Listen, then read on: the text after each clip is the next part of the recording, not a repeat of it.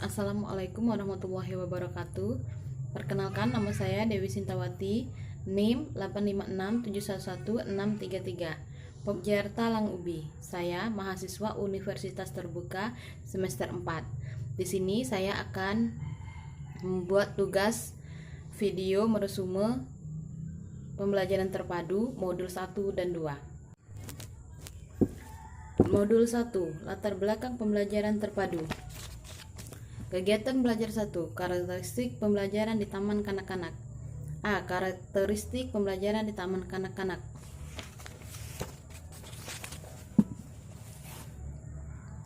Teori Piaget di atas sejalan dengan Muslicaton 1996 yang berpendapat bahwa pembelajaran di TK 1 sebaiknya memberikan situasi pendidikan yang memberikan rasa aman dan menyenangkan kepada anak. 2. Dapat berbentuk kegiatan belajar yang dapat membentuk anak untuk berperilaku yang baik melalui pembiasaan yang terwujud dalam kegiatan sehari-hari, seperti menjaga kebersihan dan menjaga kesopanan. 3. Merupakan pengembangan berbagai kemampuan dasar anak. Pembelajaran di TK menekankan pada pembelajaran yang berorientasi pada perkembangan anak. B. Prinsip-prinsip di taman kanak-kanak. Untuk mengetahui mengapa pembelajaran terpadu sesuai untuk digunakan di TK adalah karena pembelajaran tersebut termuat dalam beberapa prinsip pembelajaran anak usia dini atau TK yang ada pada kurikulum berbasis kompetensi untuk tingkat TK atau RA menurut Masitoh 2004. Beberapa prinsip pembelajaran tersebut adalah: 1. Proses pembelajaran bagi anak usia dini adalah proses interaksi antara anak. 2.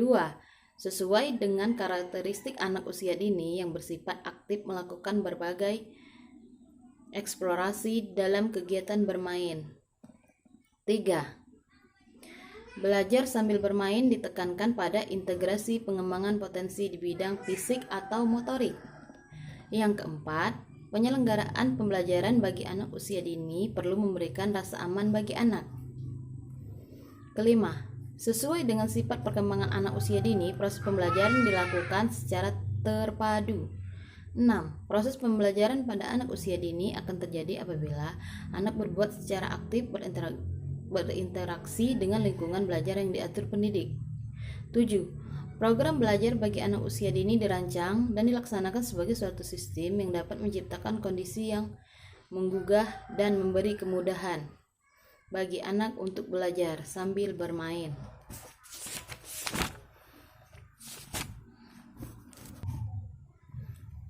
Masuk ke kegiatan belajar 2, karakteristik perkembangan anak usia taman kanak-kanak.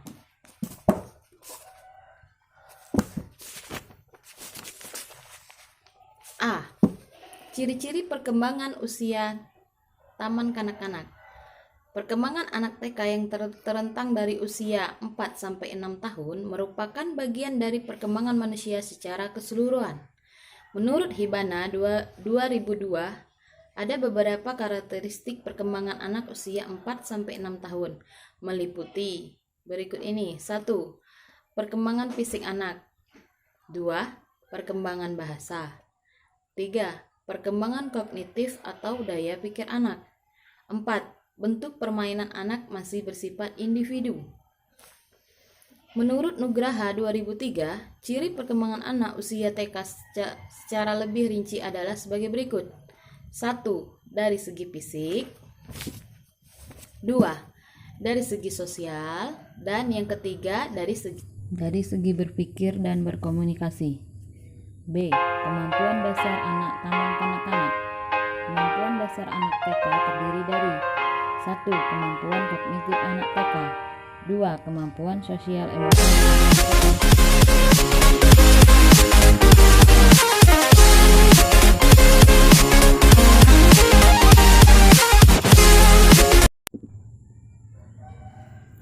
3. Kemampuan nilai moral agama anak TK. 4. Kemampuan fisik anak TK. 5. Kemampuan bahasa anak TK.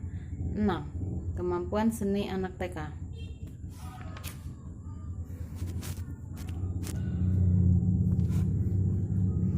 C. Kecerdasan jamak atau multiple intelligence.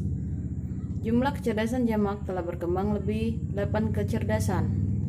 Berikut ini akan dikemukakan 9 kecerdasan jamak yang terdiri dari 1. Kecerdasan linguistik, 2. Kecerdasan logika matematika, 3. Kecerdasan fisik atau kinestetik jasmani, 4. Kecerdasan visual spasial, 5. Kecerdasan intrapersonal, 6. Kecerdasan interpersonal atau antar pribadi, 7. Kecerdasan musikal, 8. Kecerdasan naturalis dan kecerdasan eksistensial. Kegiatan belajar 1 modul 2. Hakikat pembelajaran terpadu. A. Pengertian pembelajaran terpadu. Pembelajaran terpadu adalah pendekatan yang digunakan dalam kegiatan pembelajaran dengan mengintegrasikan kegiatan ke dalam semua bidang pengembangan. B. Karakteristik pembelajaran terpadu. Terdapat beberapa karakteristik yang perlu Anda pahami dari pembelajaran terpadu. 1. Pembelajaran terpadu berpusat pada anak. 2. Pembelajaran terpadu dapat memberikan pengalaman langsung kepada anak. 3. Pembelajaran terpadu menciptakan kegiatan yang dapat mengoptimalkan semua pemikiran anak. 4. Pembelajaran terpadu menyajikan konsep-konsep dari bidang-bidang pengembangan. 5. Pembelajaran terpadu bersifat luas. 6. Hasil pembelajaran yang akan dicapai adalah agar setiap aspek pengembangan dapat berkembang sesuai dengan minat.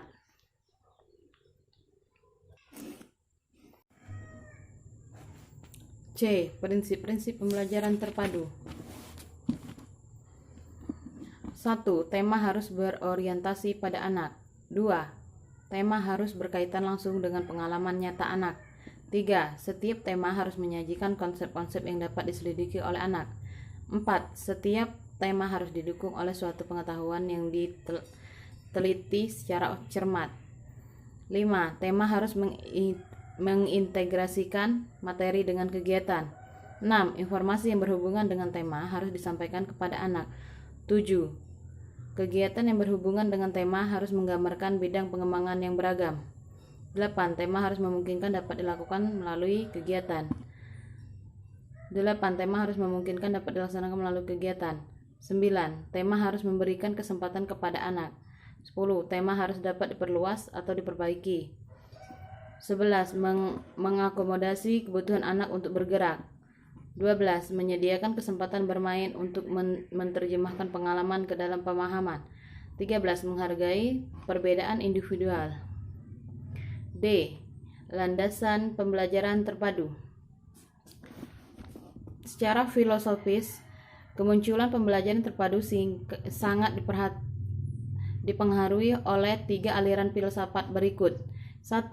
Progresivisme, 2. Konstruktivisme, dan 3. Humanisme. E. Manfaat pembelajaran terpadu. 1. Memungkinkan anak mengeksplorasi dan mengekspresikan pengetahuan dan keterampilannya. 2. Meningkatkan perkembangan konsep yang dimiliki anak. 3. Meningkatkan kemampuan anak untuk berinteraksi dengan teman dan lingkungannya. 4. Pembelajaran terpadu dapat meningkatkan taraf kecakapan berpikir anak.